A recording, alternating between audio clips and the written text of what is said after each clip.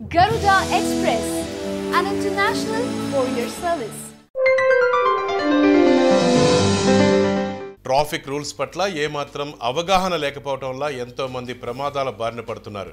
ఈ నేపథ్యంలో తెలంగాణ ప్రభుత్వం ఓ విప్లవాత్మక ప్రతిపాదన సిద్ధం చేస్తుంది.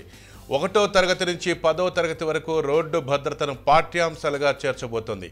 ఇందుకు సంబంధించి railways and road safety DGP T Krishnaprasad సారథ్యంలోని కమిటీ పలు ప్రతిపాదనలు సిద్ధం చేసింది.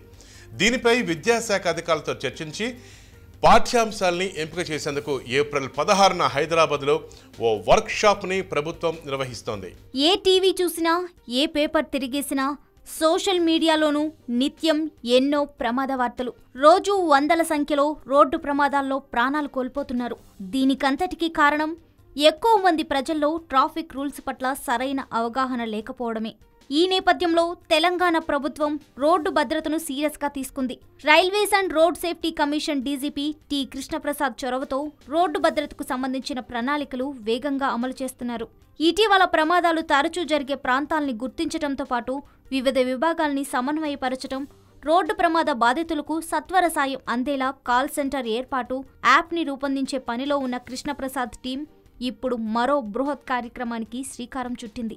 భావి భారత పౌరుల్లో ట్రాఫిక్ రూల్స్ పట్ల అవగాహన కలిగించడం ద్వారా ప్రమాదాల్ని నివారించవచ్చని ఆలోచనతో ఇకపై ట్రాఫిక్ రూల్స్ను పాఠ్యాంశంగా చేర్చాలని నిర్ణయించారు.